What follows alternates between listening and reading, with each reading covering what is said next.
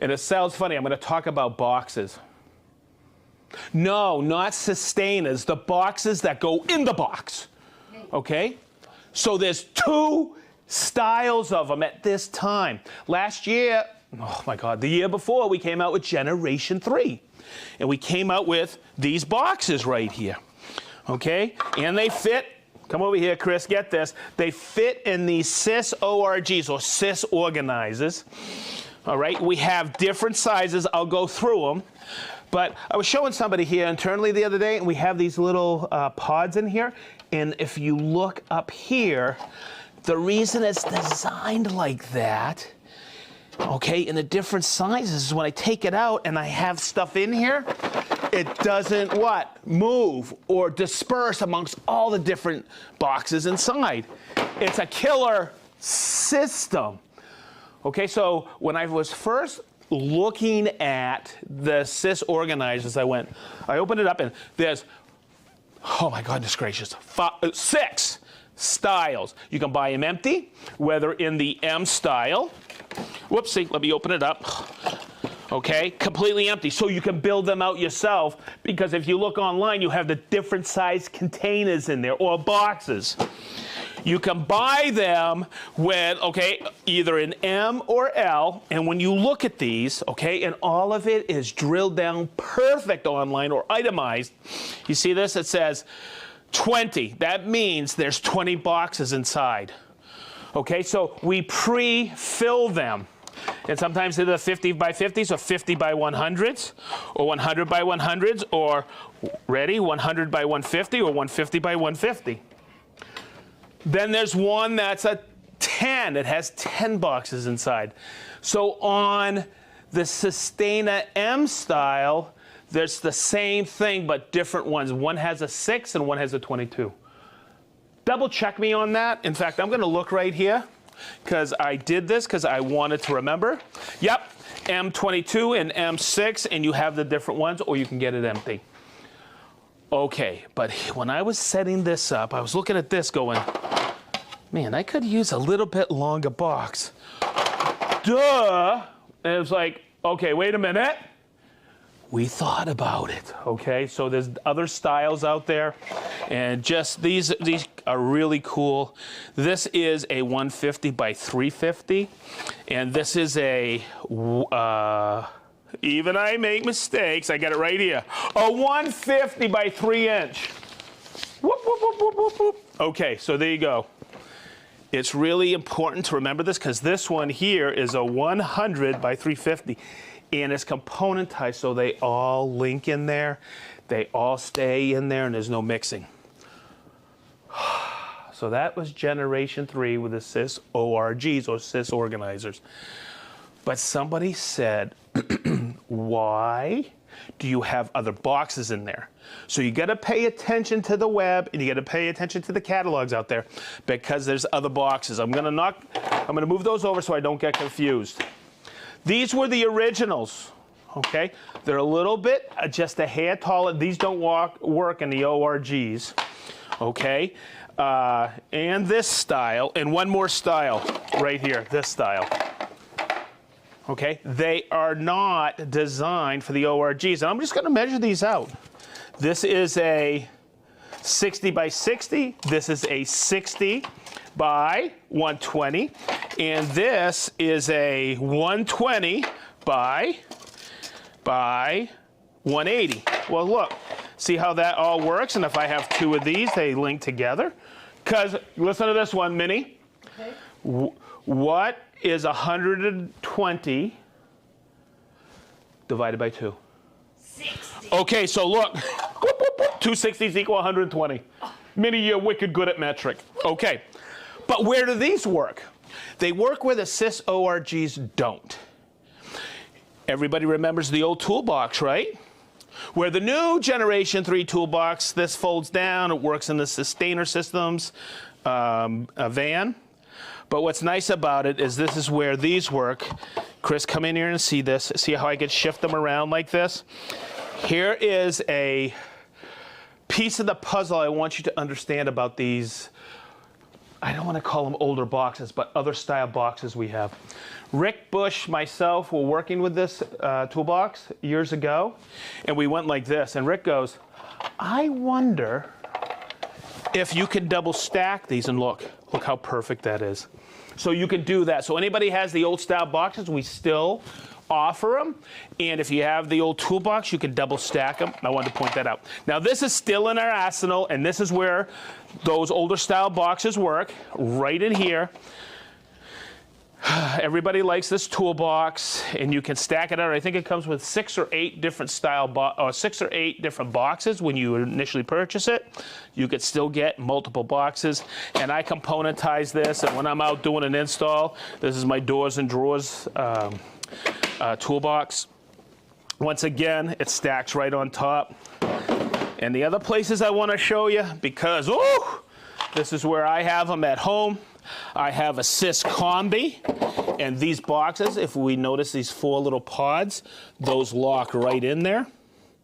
Okay, so you have this, it works in this. This drawer is compatible with the 3-drawer Sortainer, and those work right in here like this. Okay, so if you have a 3-drawer Sortainer, a Sys Combi, an old style toolbox, or the accordion style workbox, that's where those boxes fit. They're still available in the Festool system. Okay, so I want everybody to see this. I laid this out yesterday and I trimmed it because I wanted to make sure you could see this. This here is 9/16. Okay, what's 9/16? I believe it's close to 15 millimeter. Okay, a little bit more. I think, no, 13 millimeter. You could go up to, I think, 15 millimeter. I don't know exactly, but it's in there. So when I'm trying to maximize my hardwood banding, see this? I threw this maple up here. Big D, can you see this?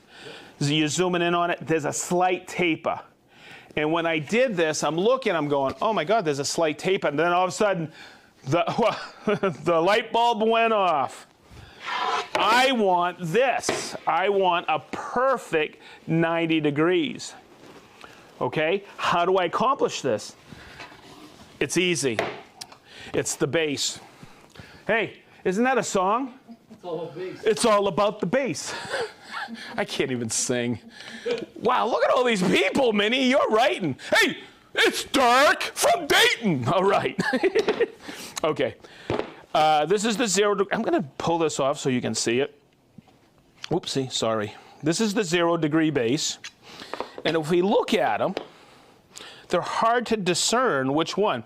I've always found that every 0 degree base I've always grabbed or had, it's ground here, but this is what I rely on. Chris, make sure you get right in here on my finger. It says 0 degree base. That's how I remember. Okay, see this notch right here? This is your dust extraction. I'm going to put it on just like this. Hey Mo, oh my God. I'm going to put it on backwards where it doesn't really go. That's why you always have an extra. See that? It goes right toward the pin. I could see Garrett today. He said, good job, you were putting it in the wrong one. Okay? I have this all set up. I've leveled it so I could do this and move on to the next stuff, but you see the notch? That pin has actually got a slight taper to it, so it actually locates in the notch. And I don't know what episode, but we've already covered, and I like to use a glue block right here and covering so it's perfect 0. But here's the telltale sign. Only do a little bit to verify. So I'm going to hook it up right here. 27 goes on the inside. 36, if I had a 36 millimeter, if I'm leading up to the next one, if I had a 36 millimeter, I would put it on the outside. Okay, always, always, always, 2 things. Before you put the plug-it cord on, make sure your router is always cycled off. And number 2, when you put a plug-it cord on, I wake up in the middle of the night saying this. When you put a plug-it cord on, make sure it's a full quarter turn. Now, if somebody corrected me, I did a Festool Sedge about what's the difference between a quarter turn and a full quarter turn. This is for you. This is the answer. There's a difference between your quarter turn and my quarter turn, so I make sure I say full quarter turn. Because there's sometimes people take a quarter turn and just go like this. It is a full quarter turn, okay? And by the way, the guys in repair, I went down there yesterday and they were like, Sedge, thanks for doing that video. Okay, you start it like this, and you just do a little bit, and you verify. Okay, come in here, Chris, you see that? I'm starting to cut into that. So what I'm gonna do is I'm gonna loosen it, okay? And I need to go shallower, so I'm gonna take it and go overboard with that, and then set it up. Okay, so now I'm slightly proud. So I'm going to take this, and you see where it's plus? That means with the arrow, I'll turn it that way. Each one of those ticks is 1/10 of a millimeter. I'm gonna take that and go about, oh my God, it's just a hair, so I'm gonna loosen that knob and go a little bit more.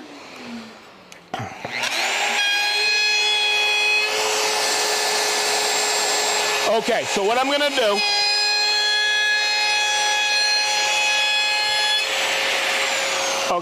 do, is this. I can leave it like that, okay? And I used to see people do this all the time. I'm just gonna leave it, and then it's just maybe 1/10 or 2/10 of a millimeter proud. And I'm gonna sand it, because I gotta sand this anyhow, and I don't wanna burn through the veneer. I always say, take it, and this is how precise this micro adjust is. I'm gonna take it, and I'm gonna creep up on it. Each one of those bumps is 1/10 of a millimeter.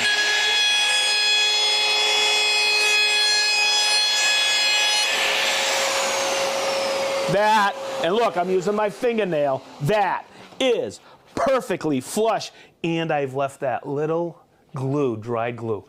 That, my friends, is what I call precise, and that is perfectly flush. So some of you out there, I don't see the comments as they're spooling in, saying, this must work like a small lipping planer.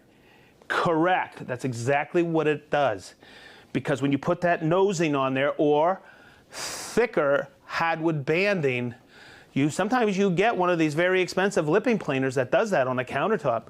If it's under 5/8, you're in.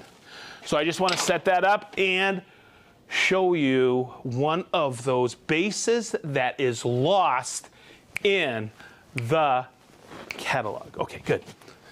Now, I've talked about this when we released the CT48.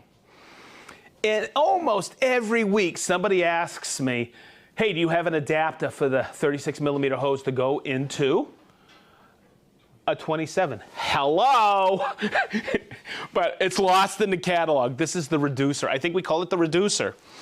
So let me get a 36 millimeter hose. Oh, I did have one readily available.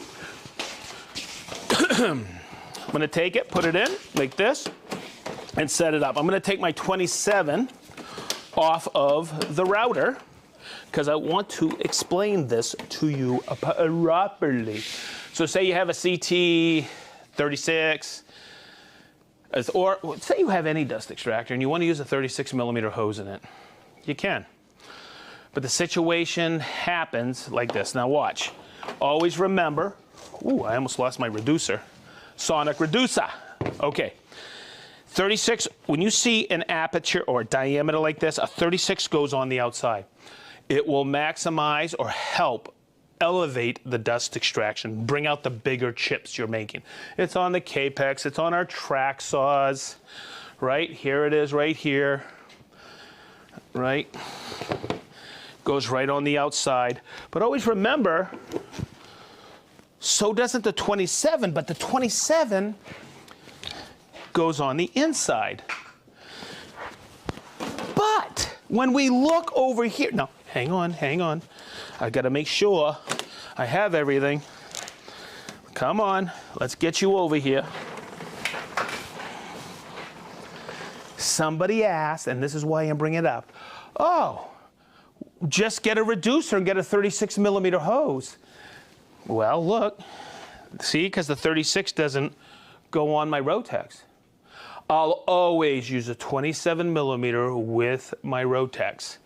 If I need it in a pinch, then I'll do this. But if I'm doing an extreme amount of sanding, which is usually what you do, go with a 27 millimeter because this is too much on the back end of the sander and on you. It'll cause you fatigue.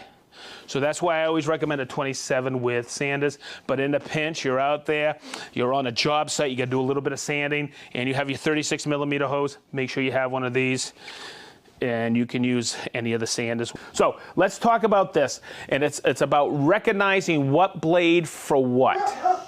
And I wanna make sure that you all pay attention to this because everything is color coded. Okay, and it transfers across the gamut. And when I say that, yellow is for wood. These are the TS55s blades, right?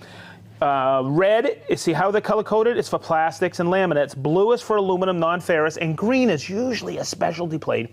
And this one's for like hardy board. Now, if we jump to the 75, look, yellow. I know those are for wood. Okay, I'll also show you this icon. On the blades that have the Panther, that's usually your ripping blade. Okay, of course, red for plastics, and this is a finer tooth blade for the 75. Now, it transfers, look, yellow for the Capex, red for the Capexes, plastic for the Capex. All right, but what I don't know if people remember, because it was such a long time ago episode, we have the exact same thing for our jigsaw blades. Okay, where yellow and gold is for wood, red is for your plastics and laminates. Look at this, steel and non-ferrous, and then your specialty blades. This is carbide grit for fiberglass. This is carbide for really abrasive materials as well. The tips are long wearing. And then this one, it's a knife blade, and that's for foam insulation, cardboard, and stuff like that. So the little things add up over time because of that recognition. When you're going to switch blades, you can just see that really quick and know, okay, oh, it's yellow, it's for wood. Or, oh, I'm cutting plastic. Do I have that red blade with me? And you can check really quick. Believe it or not, it makes a difference, okay, when you're selecting. Now, the other thing over here is the next one is, I know this is the little thing, and Larry always used to say this.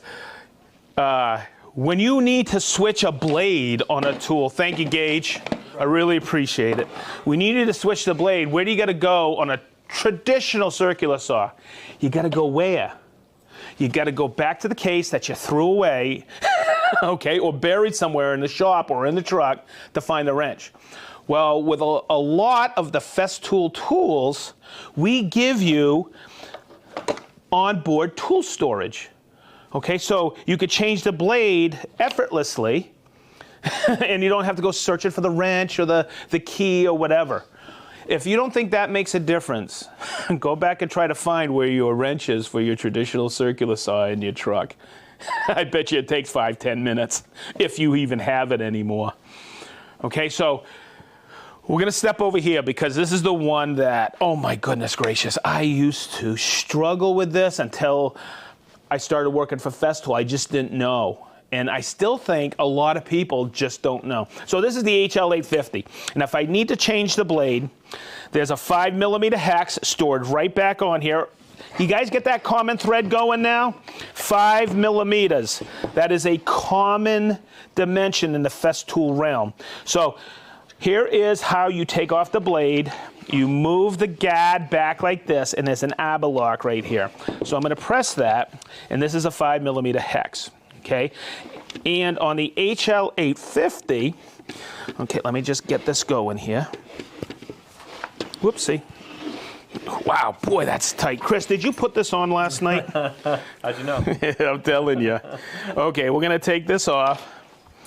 Okay, and when you take the cutter off, it's milled out of a single aluminum billet.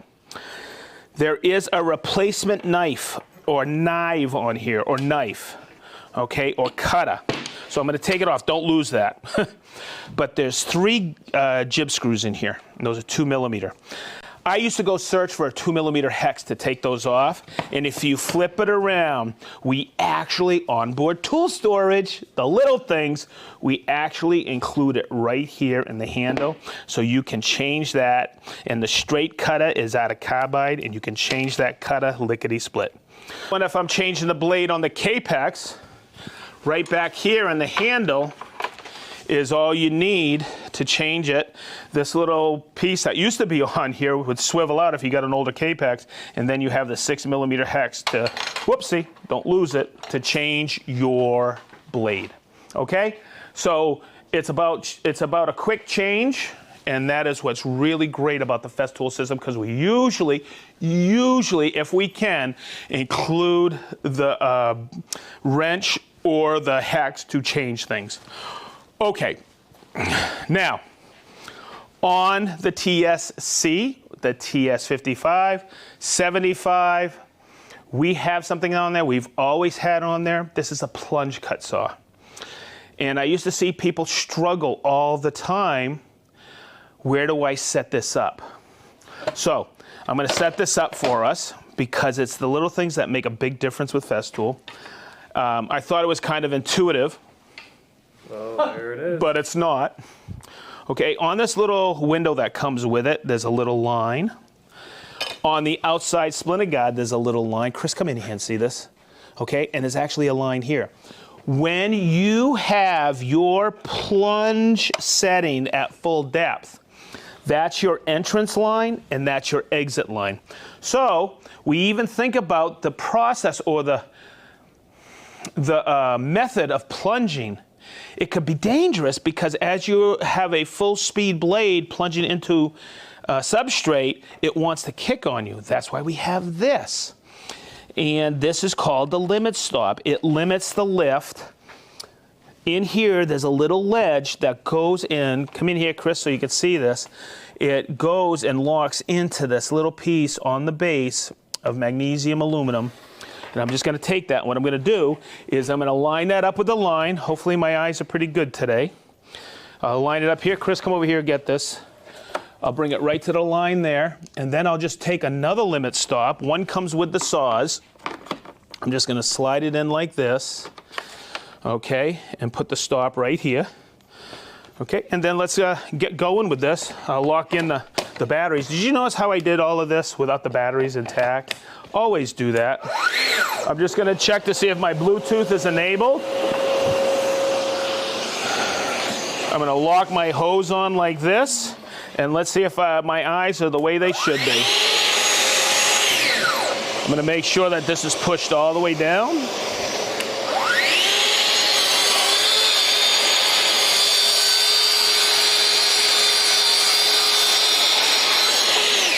And look at that.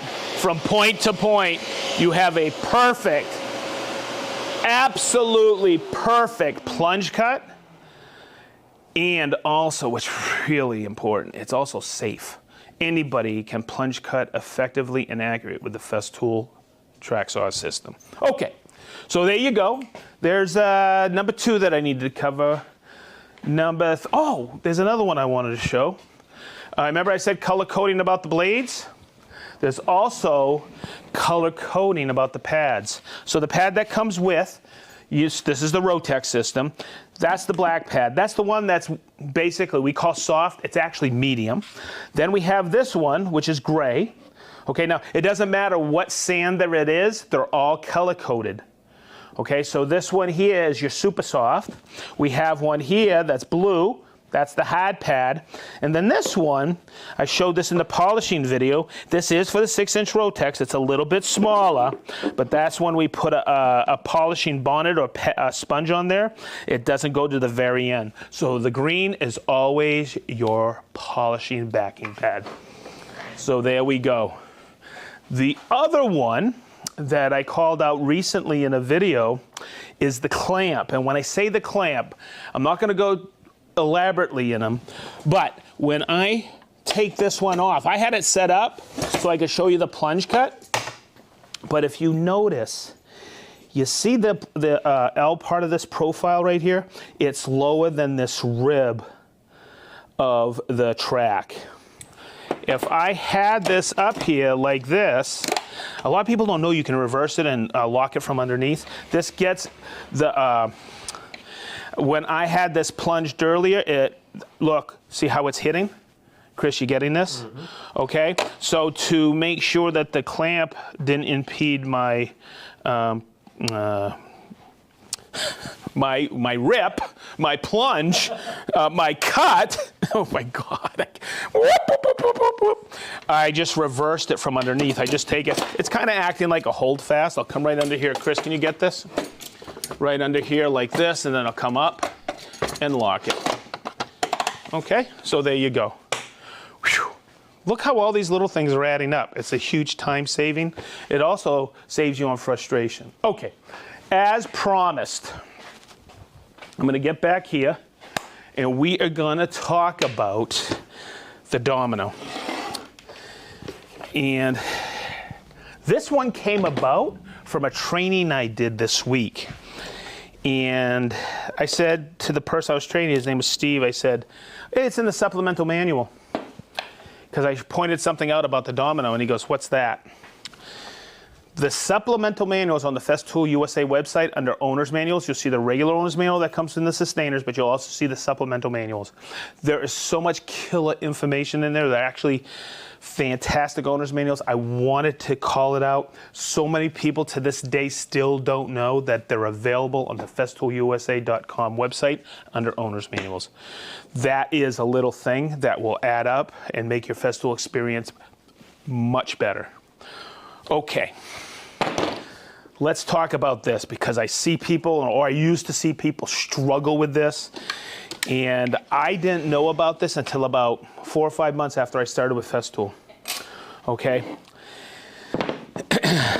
I need to plunge and put a domino right here. Okay, that can be problematic. So I'm going to be plunging vertical. So the first thing I'm going to do is I'm going to take the support bracket to give me more support. You see these two little holes here and the two screws, those go right on there. Now it may seem intuitive to just put that on, but I'll make sure it's always on a flat surface. Minnie, what was that word? Surface. Good one. Intuitive. Inside joke, I guess. Okay, so I'm going to put that on first, right? I'm going to use a 5mm bit. I'm going to take it and put it like this. So if I line it up, you all know, and Chris, make sure, I'm gonna open this up a bit so you guys can see. There's a center line here, right? That allows me to get this access. There's also a center line here, right? Okay, on the support bracket. See how we've put that on there? Okay, good. You may not have known that's the exact center because of the way it taps into the base. But where people don't get it, or I didn't get it for a while, is I need to get this access here. And how do I do it? It's pretty simple. Right here, I see this little flat spot? It's ground. That spot right there, that line right there, or that flat spot on there is the exact center, no matter what diameter bit I put on there, of the domino.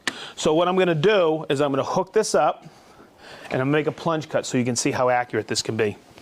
And it's all dependent on my eyes today, lining it up. I'm always learning with a Festool system. I'm always double checking too that I don't plunge through everything. Okay. Hopefully everybody's seen that. But what I do is I used to do this, come over here and look, but now I just take it like this. I bring my lines right in because I'm going to be heading from this side. I'm going to bring it over to my line here, here, and here, and turn it on.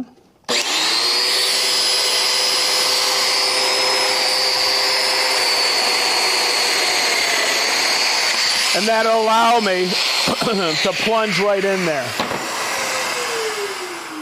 Okay, so for a while I was showing everybody about how to plunge like that, and then I was down in Austin at a build, and I saw a few folks, a few makers, fumbling with the domino.